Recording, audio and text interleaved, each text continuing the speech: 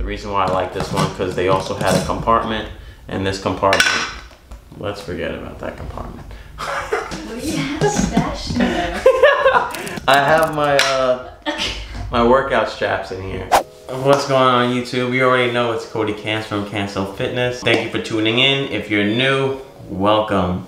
Today we're going to be going on just commonly used tools for like recovery, muscle recovery, and just warm up.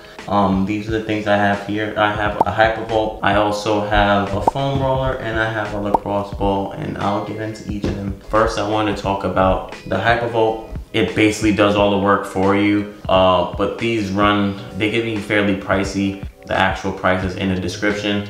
I do also know of other brands and like knockoffs that are pretty much the same. I won't say that they're exactly the same, but it's a percussion gun, so you'll get the same effect. So basically, it just punches your muscles to death. And you have different attachments. You have the cushion one here. You have the softball tip here. This one's called the bullet for trigger points. This one's flat just to get like a wider area. And then this one specifically for like the inside of your spine. I mean, not the inside, but the middle part of your back and the back of your neck. So mid back, back of the neck, lower back. And just to get into like commonly used areas for these things. Well, for this, you can use anything. If your biceps are sore, you can use like that. It has 3 different modes, so it speeds up. I personally like number 3, only for the fact that my muscles get extremely tight. Your legs as well. I would say that this is what you would use the most, because like it's just for like the foam roller and the lacrosse ball, just kind of a harder way to like get to that muscle, and this is just the easiest. You can just go right over the muscles. Whatever points that you feel like a lot of tension, you'll feel like pain, not pain but more discomfort than anything. You can stay at those points longer. So you would do your legs. I would say another key area is your calves. That helps with ankle mobility. Either foam roll or use a percussion gun and loosen up the calves before every workout. Also hamstrings. I would say that the one bad side to this is that you can't really get your back. Like, yes, you can reach, but if you don't have like the best mobility, you could get your lats and everything, but you won't technically be relaxed. So it's just like an awkward position to be in. So if you have like a partner or friend or anybody that can do this for you, then yes, I would recommend have them do your back. But if you're gonna do it by yourself, it's actually pretty difficult to do this by yourself. So yeah, that is the Hypervolt. Now we're gonna use a foam roller. For this one, I have the ones, they have like little prongs on it to get like individual spots into the back. And they also have like, I guess, a flat end. The reason why I like this one, because they also had a compartment, and this compartment, let's forget about that compartment. What do you have stashed in there? I have my workout straps in here. This one specifically comes with like a spike ball and like a double-ended ball like this, but it was like basically like 2 balls put together. But you can like store things like this. This one is called 321 Strong. You can get it on Amazon. The most time you should be spending on this is your upper back. So a lot of people lack thoracic extension, and what I mean by that in English is just the ability to get your chest facing up without rounding your lower back like this. What you want to do is just keep your butt tucked this way, and then you can put your arms overhead. It's not going to be a big range of motion unless your body hangs, and you can just reach back this way. You'll feel a good stretch in the middle part of your back. You can just keep inching more and more. Move up a little bit, stretch. You can even do like dynamic movements like that, rather than just stay in a static stretch. Also, you can keep your elbows together, but you want to make sure that you're bringing your elbows together just so that you open up your back, so that your backbones are not in the way. And then you can do the same thing again. Just come up, inch a little bit, come up, inch a little bit. And if you feel any tight spots or anything like that, you're gonna sit there for a little bit longer. The pain level should be maybe like a 6, from like 4 to 6. And anything past that, you're probably going too much. So if you wanna get your lat muscle, which is this right here, you just shift your body weight over and just roll, roll. You can turn over. So also just make sure that you're breathing while you're doing this, because the whole point of this is to loosen up your muscles. Your muscles are all tight, so you don't want to create more tension by holding your breath. So you just want to make sure that you're constantly breathing and paying attention to your breath.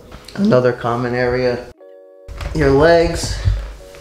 So hamstrings, I would just roll through it like this.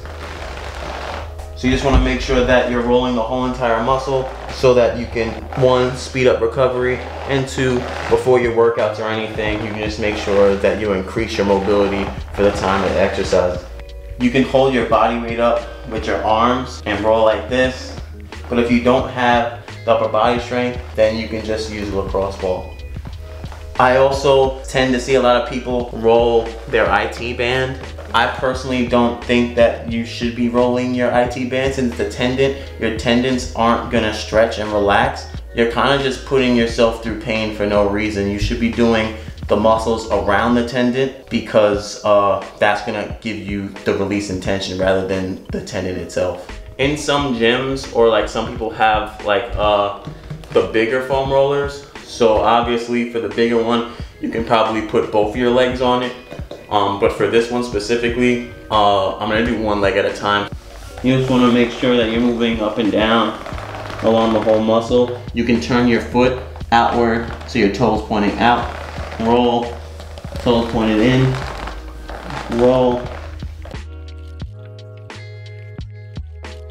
For this, we're gonna do glutes. If you wanna do your left butt cheek, you're gonna pick up your left leg, cross it over your right leg, and then you're gonna lean onto your left side. And when you lean, you're gonna roll over your whole glute.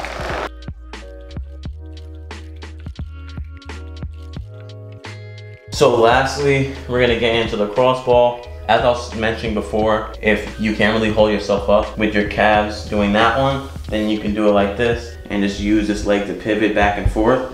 It is smaller, so it's gonna be more pinpointed pressure. So just be aware of that. When you do find a trigger point, you'll sit there for a little bit, release the tension. You can sit there for maybe 30 seconds. Do this for your glute. So the same thing, if I'm gonna do my left glute, I'm gonna pick my left foot up, and then I'll roll on top of it like this. Your body is built to have pain receptors. So with that being said, your body's gonna know when something's off. So when you use these things, you don't wanna just roll back and forth for no reason. You wanna roll back and forth in order to determine where the parts of your body that are tight. Let's say you're using a ball. It's easier to tell since it's so small. You can tell exactly what part of the muscle is tight, and you can directly use this to pinpoint that spot. But your pain receptors will tell you that, hey, this is that spot. And when you reach that spot, you wanna sit at that area for, I would say, 30 seconds to a minute. I would say maximum 2 minutes, but not everybody has that amount of time. 30-second minimum, 2-minute maximum for each of these spots, just to make sure that you are releasing the tension in that muscle while maintaining your breath, because that's a big portion of it, is making sure that you get your body calm. Because if you're just gonna hold your breath because you're in pain, if you're in that much pain, then you shouldn't be doing it in the first place. You should probably see a doctor or something. Like I said, from maybe like a 4 to 6 pain level, once you start reaching toward like the higher spectrum numbers, just sit there and relax until the pain, I guess the word is dissipate, till the pain goes away. You'll slowly start to feel the pain being more and more intolerable, and that's how you want to be using these tools. You don't want to just roll back and forth for no reason, because at the end of the day, if you don't know why you're doing it, there's going to be no benefit to it. The main thing in this is getting blood flow into these muscles. That's what all these tools do, is restricting blood flow while you're pushing it, for example, and then blood's gonna rush back into that muscle after you've spread all the fascia apart. I would put it behind me, so wherever the tight spot is.